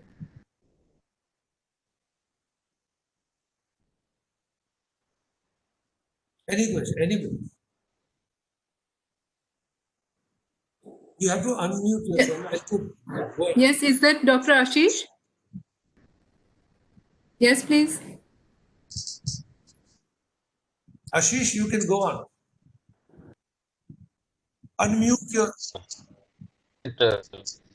Sir, and wonderful. I'm Ashish Jain. I look after the internal relations and all. Yeah. Thank you, Dr. for the presentation. Now, couple, thank you. So, I have observations, couple of observations also about this, especially and also when it comes to international, so I'll be very specific. All of us understand that there is no way that we can compete with so-called international universities like Harvard or UPenn or whatever you want to name them when it comes on two parameters. And we have done that groundwork at our level. If you take away the parameter of perception and the parameter of internationalization in terms of international students and international faculty, we compare other parameters and we have done that. Our IITs are far, far better, and I can underline that, with respect to majority of the so-called Ivy League universities. Those universities rank better to us only and only in terms of internationalization. I mean, in US, each and every one is an international, international citizen there. So you would have 100% international marks there. In India, you certainly can't have that. So my question is that it is really not fair. And I'm completely with you in terms of not giving them too much of, weightage. But unfortunately, when the decision from our government comes when it has to distribute money, and when that money is distributed on so-called QS ranking, get swayed and the perceptions. As long as perceptions are on objective parameters, we are all pretty okay with that. The moment the subjectivity comes, and as you also said, and I also don't want to name the universities, but a university which is just 10 years old, how on this earth, whatever parameters they may want to introduce, how can they really compete with a university which has been around for 80 years? Yeah, so let me, because this comes up every time that rankings are, and we have, I have heated arguments about them. First of all, let's not get really head up about what international rankings are. To be honest, if you even look at international ranking, the first 20, 30 places never change. You can look at QS ranking, you can look at Times ranking. Their own 30, 40, 50 places are just two places out, one place down, Oxford is number one, Harvard is number two. So you can't pay so much attention on what your question that government is looking at US ranking and so on. So I would say they're not favoring this decision or that decision. There is level playing field that all of us in India are treated by the same brush by international ranking. So it's not that A university is being hurt more than B university. So we don't come in top 200, fair enough. Maybe we don't come in top 300. But wherever we are ranked, doesn't matter. Even if we are the first university, let's say, is a 500, and the next one is 525, and the others are. So I wouldn't worry too much about it. Vis-a-vis spending on higher education, India is an expanding organism in that sense, higher education. I know I have personally felt that there should be much more money spent in Indian higher education. I have also been involved in things like higher education funding agencies. They are with the government. But in India, we are beginning to mature. As I said, some shoots are coming. This is a long job. If you and I lived through 1970s. 70s to 80s time, we were students. From 66 onward to 80, you'd be surprised how little did we have for anything. And some amazingly good quality ideas, but today, if you're a young student, I'll challenge you on this. If you're a young student, a physicist or a biologist or a mathematician, you have choices of going to 6, 7 ISOs. You have a choice to go to top 10 IITs. You have a bunch of very good quality institutions. We have nothing. So, isko samay lagega, but again go back. If I've been arguing with QS, if there is a parameter by which we compare, insert a parameter of how much money is spent per student in Indian university and have that, I think your half of ranking will get inverted. They'll go in so much in favor of IITs, NITs, and so on. It's not that we don't want to spend money. I think we just spend it judiciously. We just have less money, both in health and both in education. And it's not the government who doesn't want to spend money. And governments do as much as they can. And this is not a webinar about GDP, what percentage of GDP we spend. But I think time is beginning to come where you see very good quality university. University takes 5-10 years to get located.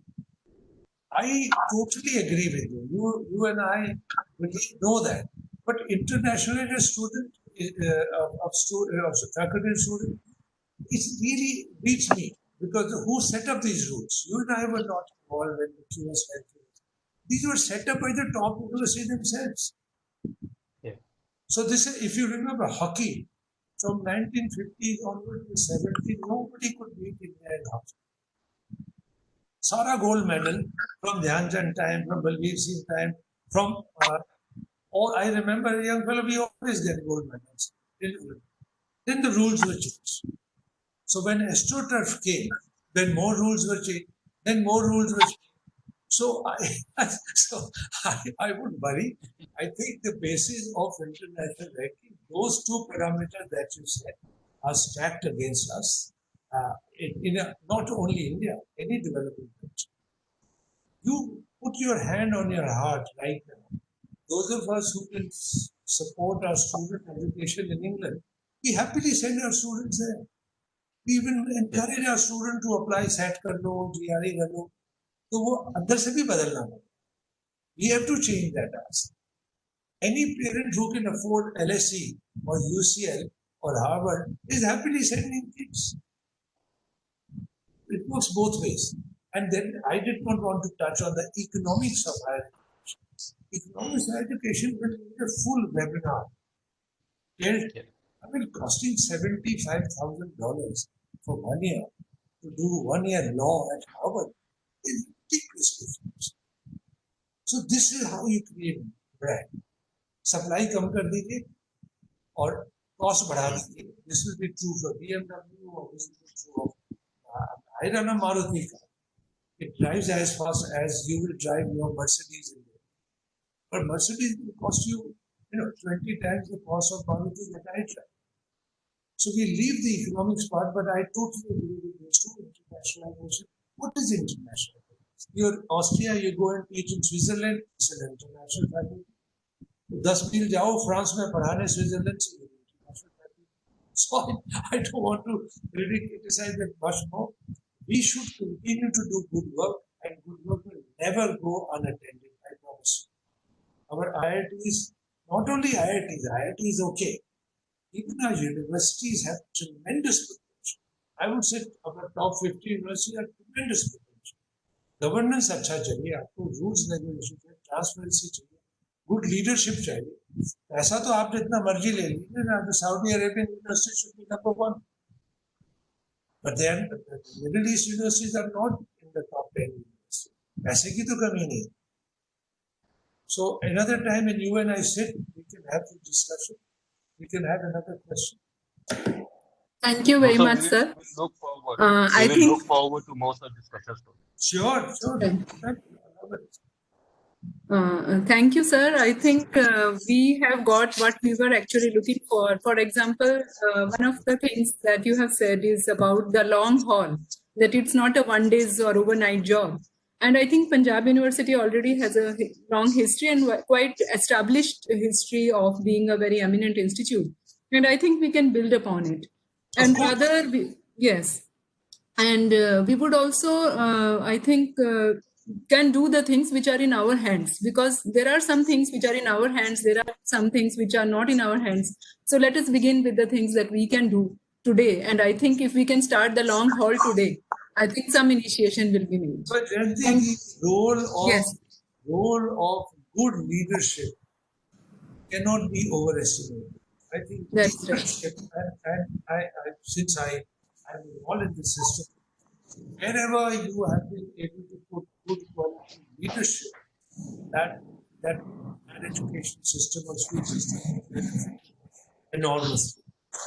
That should not be compromised under any circumstances. That is right, sir. Right. Leadership and even governance, as you pointed And out, sir. a Governance. good Right. leader will be able to bring good governance. Yes. And only when we And a talk very, of very apt point, madam, to take home really out of this talk right. is to Yes, ensure that we actually can get good faculty. that is That right. probably is the crux of everything. And the only issue, of course, being a federal university like ours is, we are so bound in terms of incentivization of the faculty. So if so you are sitting where where things really matter, and if some kind of directive, so as to say, can come in which gives enough autonomy to federal institute like ours to incentivize the right kind of faculty, I think that will really go a long, long way to really attract what we want. Okay. So, thank you. Please stay with us, sir, because now we are going to ask some of our colleagues and peers and people who are there with us, associated with us in some way. We are requesting them. We are requesting all those colleagues to come with us and to speak a Go ahead. little about how they perceive Punjab I'll stay- University. Go ahead. I'll stay for a while. Yes. Yes, sir. Right. sorry for interference. थोड़ा मैं sir का welcome कर दूं. Yes, sir. Vice Chancellor Sir का Punjab welcome कर दूं. University is with us. Right. Yes, sir. Please go ahead, sir. Professor Rajkumar. I already feel welcome. Thank you very much. But Sir, let's hear it. sir. जब आप मुझे मिले तब welcome कर देना, अभी छोड़. Let's hear you. नहीं सर, आपका आशीर्वाद लेना जरूरी है ना sir. Sir, please sir, so kind of you sir. Welcome sir, welcome. Please go ahead.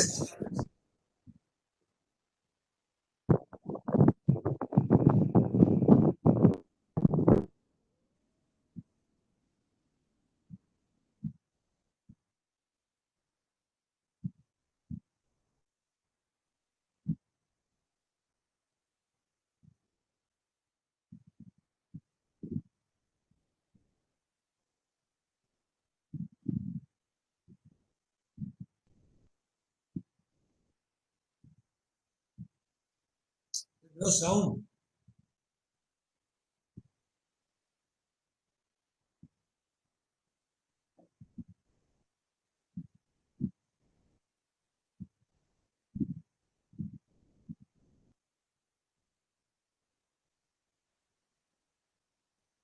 अरे कुछ तो बोलिए.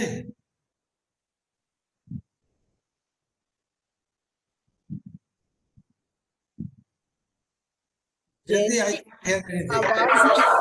Janti, he is not audible. Janti, I think let's stick to the live interaction we have, because I'm afraid the video is not working here. He is not audible. Yeah, he's not audible. तो audio कर दीजिए तो video बंद करिए.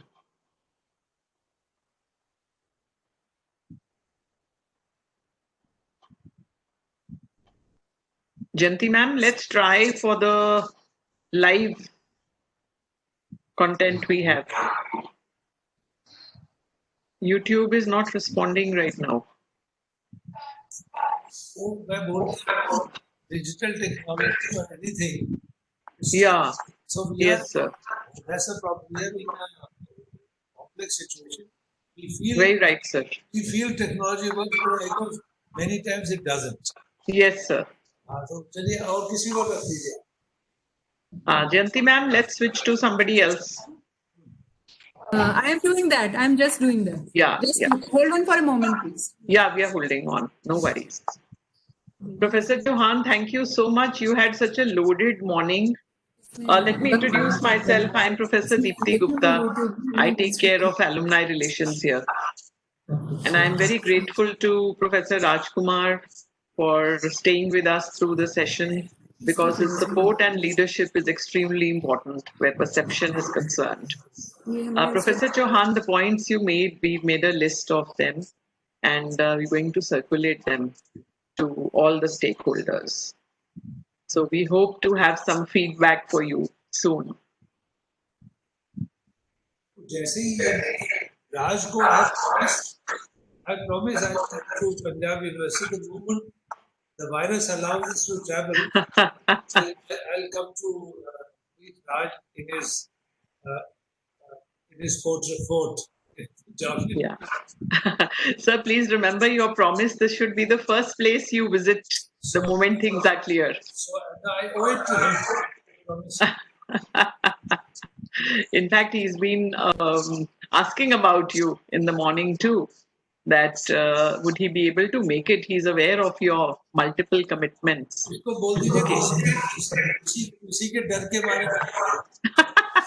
ठीक है sir. I think वो सुन रहे हैं. He's there in the session. Professor Rajkumar ji, आप हैं session में? He had another webinar to attend. हो सकता है उसमें चले गए हों.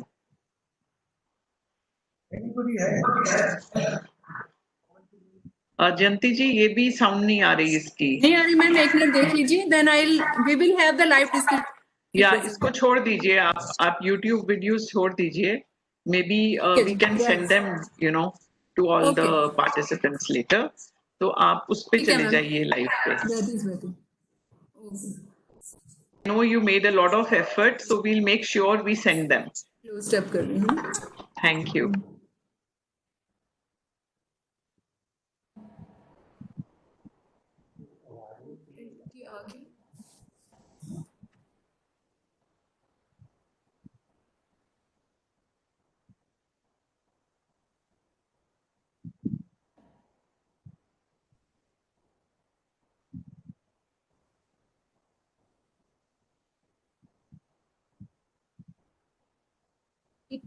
There were some more questions in the chat. You can maybe ask them.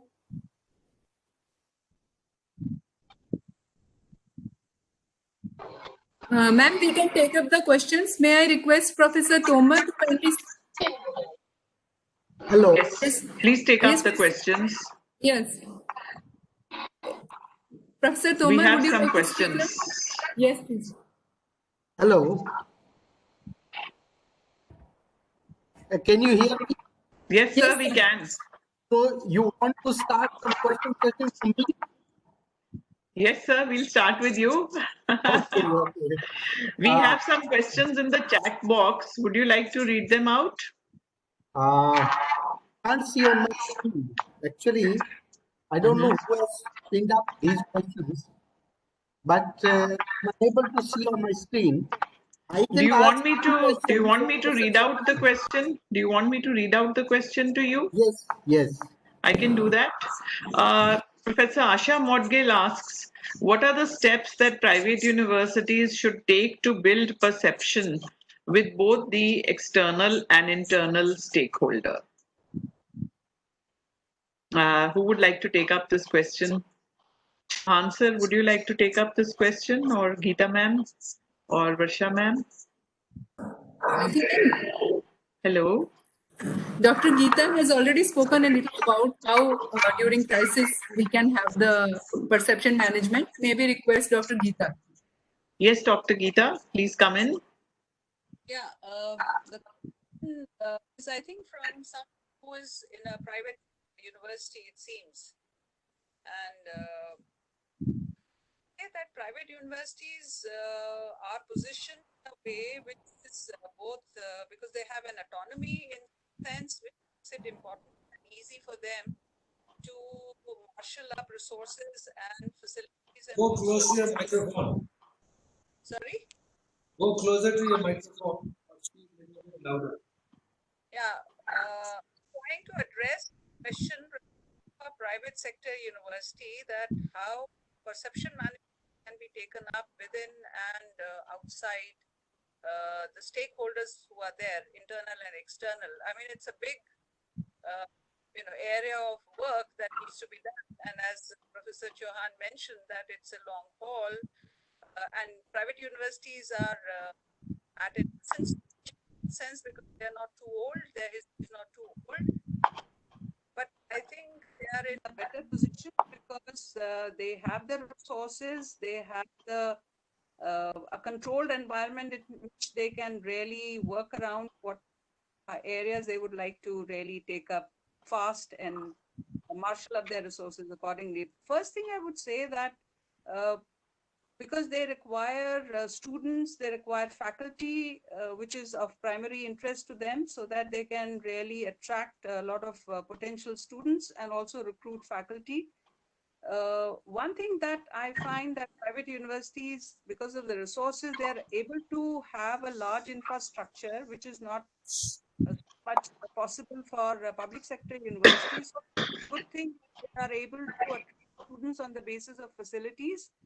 And through research, we have seen that people who have the capacity to pay, and mostly students coming from those backgrounds, may not have the requisite academic excellence in that sense. So they are able to attract students on the basis of a lot of infrastructure facilities.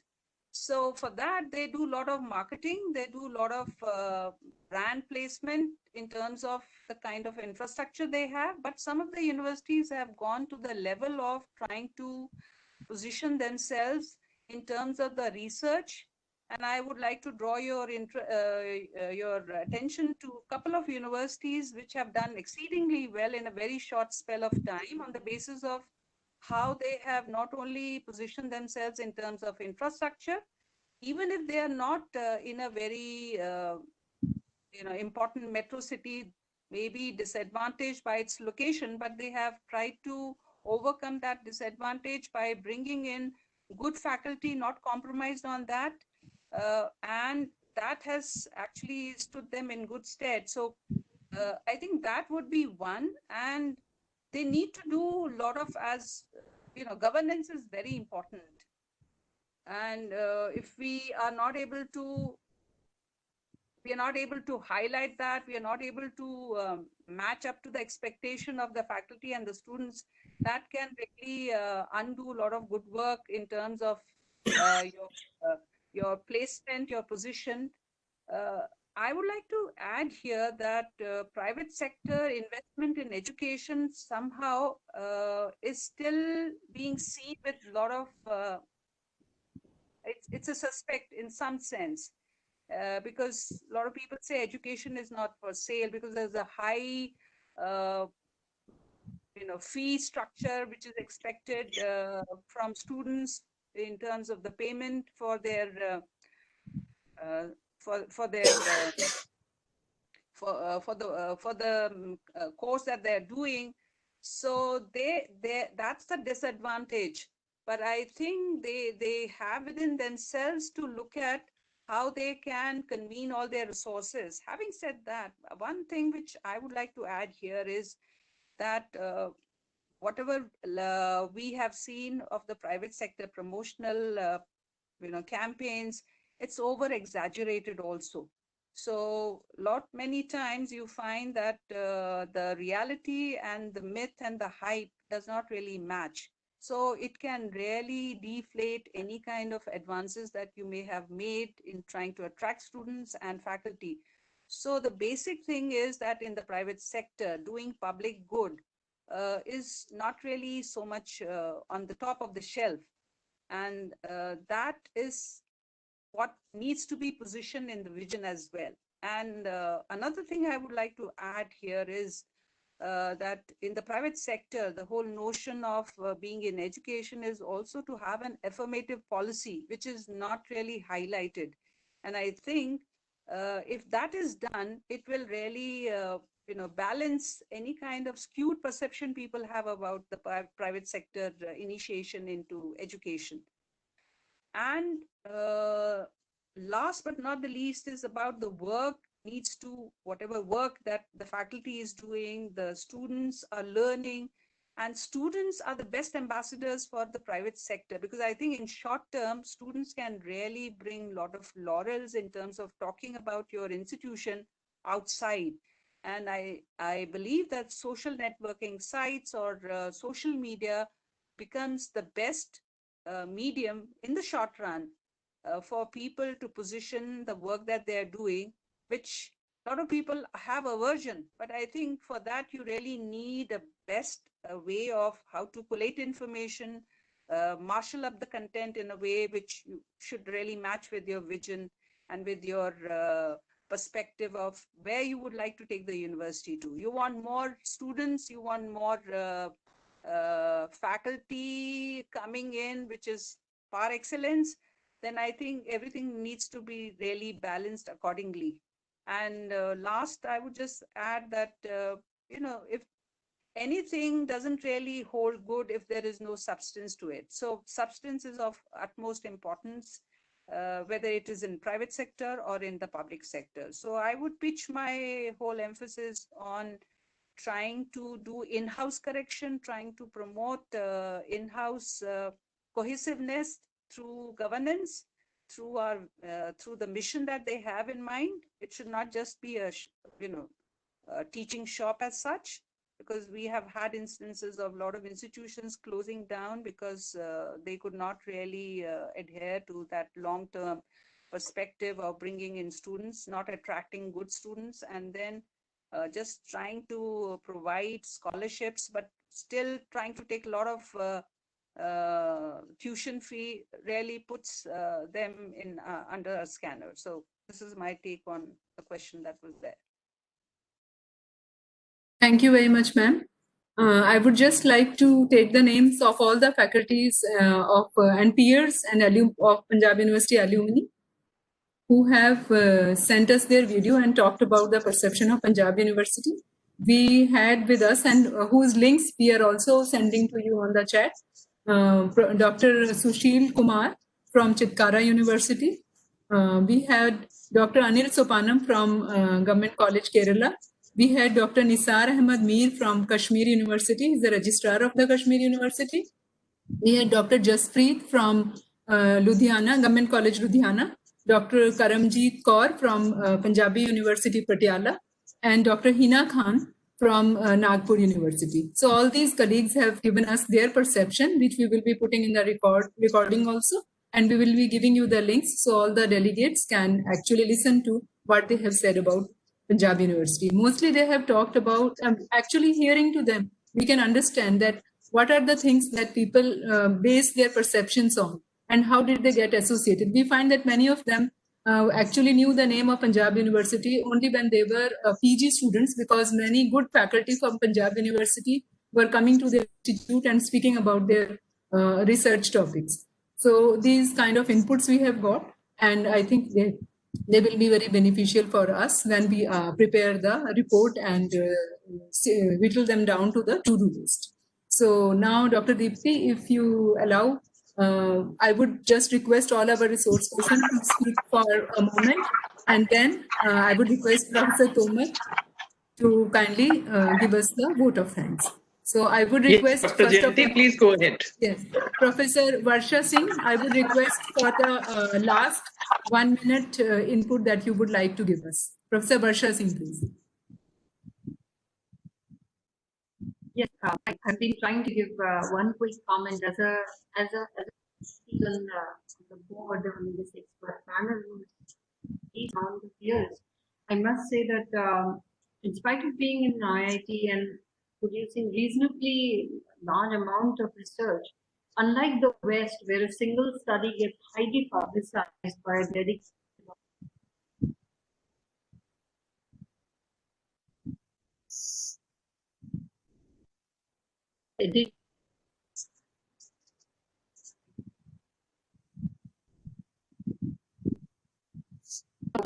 or trying to put it up on in propagating the achievements. I really think a dedicated office like the West has it would really benefit tremendously. At this point, I have 4 publications in last 6 months.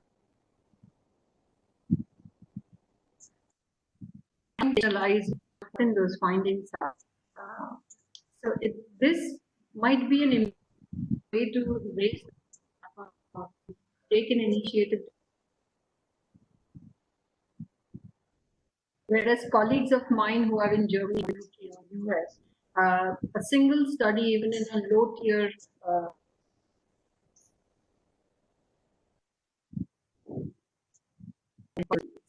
don't, unfortunately.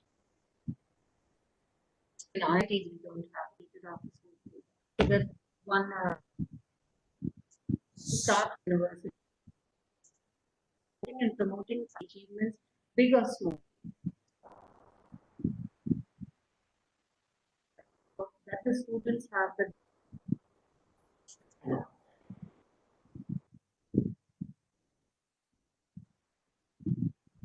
Okay. Thank you. May I now request Dr. Geeta Bemzai to kindly give her one last comment.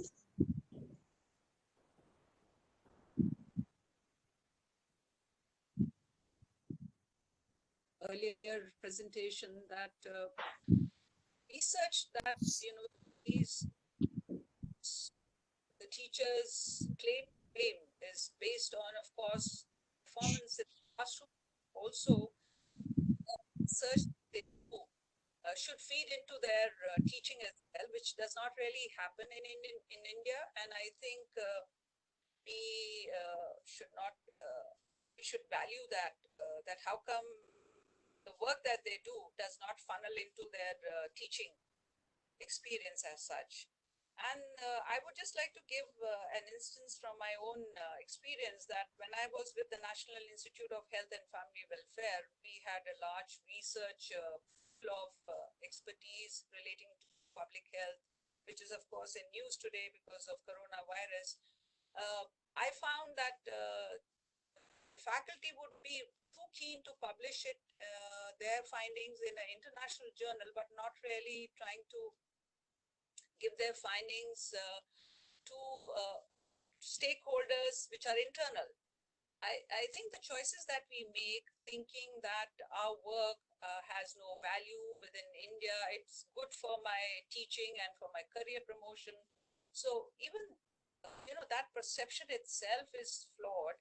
And it's important for us to see the work that we do does get some kind of traction, or it gets into public domain, because if it's relevant to our society, it should really be highlighted.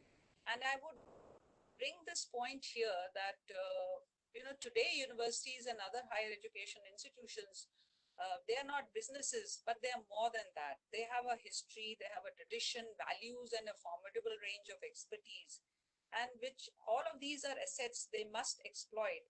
But it's no longer suffice in today's competitive world. What we need to do is to demonstrate that the status that we claim is justified, and we must promote the policy choices while maintaining simultaneously the credibility of our reputation.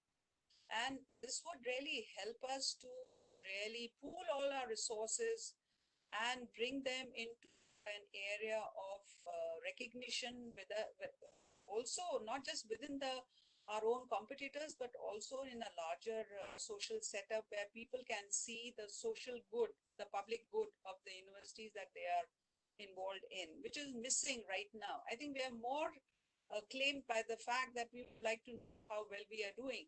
But I think I like to take it one step forward by saying that the work that we do should actually get into the public domain to those stakeholders who really require the know-how, which is being interrogated by the universities, which is to say that the money spent on research and the expected outcome of those research should come into the public domain, which is not happening. You find all foreign research coming into our media, but not really our own research. So I like to suggest that one of the good ways to restore perception of any institution is to bring that symbiotic relationship between, see that the connection between what is expected of an institution as a public body and what are the responsibilities that they adhere to. Thank you. Thank you very much, ma'am. And now may I request Professor Chauhan to kindly give us one last comment before we sign off. So I just want to clarify a few things. I tried to hear the last speaker. I could barely hear, but the previous speaker, and generally, so I personally feel the time should come when there will be essential differences because of the state responsibility, but we should slowly move into when we don't separate private higher education and public higher education. There will be fundamental differences, and one would be accessing higher education. The perceptions, for example, let me first clarify a couple of things, which is all government science funding today, including some in case of not so much infrastructure, but doing research, competitive funding is open to private universities. Nobody should challenge it because we worked very hard to bring this on board. So any money from Department of Science and Technology, Department of Biotechnology, Department of Ocean and so on, is open to all private. So we tried very hard mentally to not separate, because today 70% of all higher education is in the private sector. So you can't keep saying this is the government sector, this is the private sector. So first of all, the other is that it's often not realized how expensive is science research. And most publication, when you describe it on your website or NIRF or for the NAT, actually, unfortunately, I would say unfortunately, because this has happened world over, the science research or research scientific output is becoming synonymous with the research. So the social sciences research actually world over have taken a backseat, and I think we should repair it. You know, a lot of us are deeply concerned with this, but that is a separate matter. So I re-emphasize all.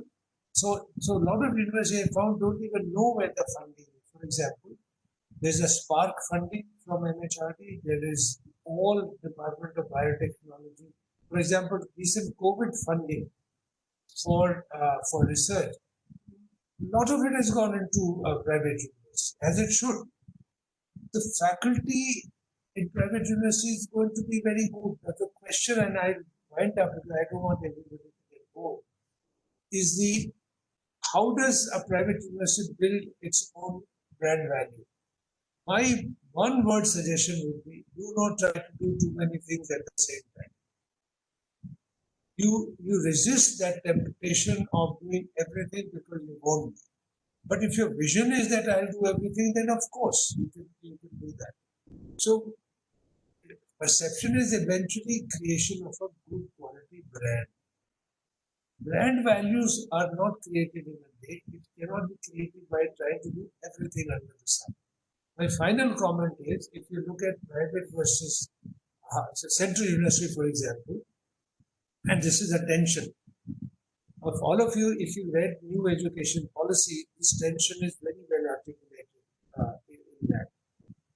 The top 200 university in the world in QS ranking or any other ranking, if you look, you will find 95% of them would certainly be teaching undergraduate courses. Any university you can think of random, Cornell, Harvard, Stanford, UCL, King's, you name any, Edinburgh, whatever.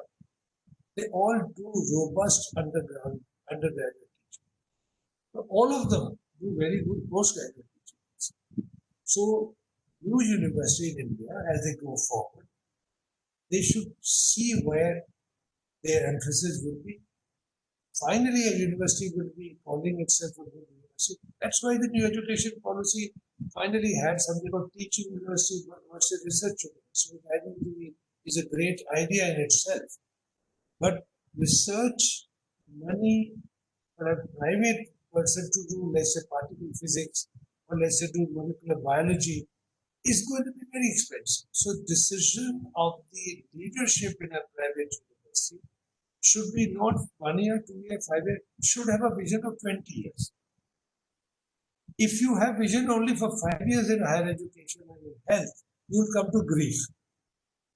Your vision has to be like Chinese vision, 50 years of how will they, and then stay with that vision. Don't let anybody hijack your vision.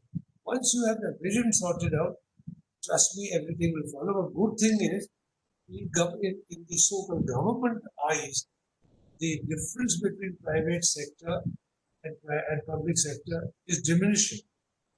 It's not entirely gone, it's diminishing.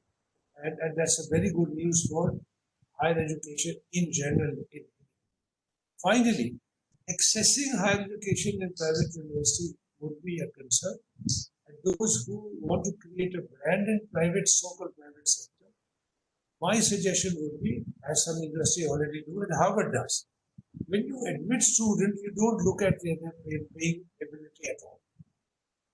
One of the way would be go for the quality of student and put any filter that you want. Following that, you advertise it cost us this much. And you find ways, and some industries are doing it very successfully.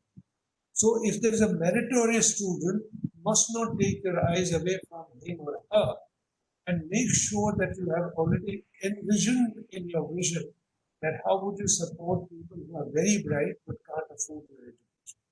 How would you subsidize? These are recipes for success at Cornell, at Yale, at Harvard, and so on and so forth. I think in India, this will come. This must come. It will take time. And I think Indian higher education has only bright future to go forward. Thank you.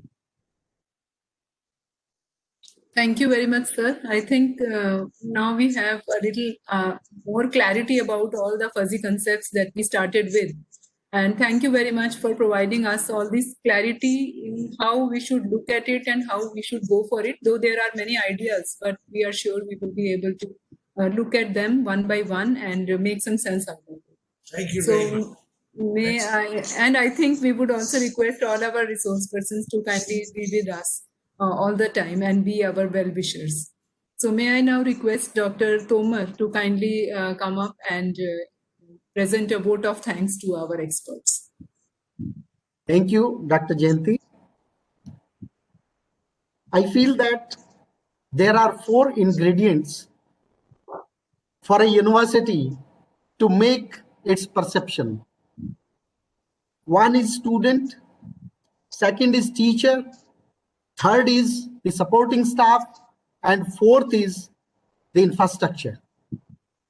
I think these 4 together, they make the perception of a institution, of a university, and what is the need of today is that in India particularly, we should have the sense of commitment, we should have academic honesty, we should have dedication, and that only we can compete in international market. Lot of discussion has taken place already, and dignitaries of today's session has already made very good deliberation on each and every point of perception of a university. Now it's time, it's my duty to thank all the speakers.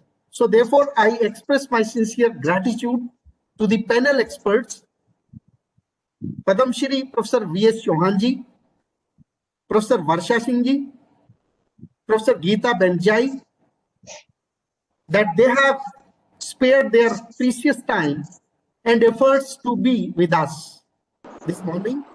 It is really ironical that only because of this crisis situation, we are being able to listen to such erudite persons on such a closed platform. Thank you for sharing your wisdom, experience, and expertise with us. Thanks are also due to our peers and colleagues who have presented their ideas and thanks to number of audience who are from different parts of India. All those who have concerned and connected with us today, PU alumni, students, faculty, and thanks a lot for showing their interest in our activities and being the well-wishers of the university. Finally, I feel happy that our ex-Vice Chancellor, Professor Arun Kumar Groverji, Professor Neela Groverji, and our present Vice Chancellor, Professor Raj Kumarji, were with us during the whole time of this webinar. And finally, Thanks to Professor Ashish Jain, Dr. Deepti Gupta for the pleasant collaboration, and we look forward to more such vibrant opportunities in future. Thank you very much. Thank you.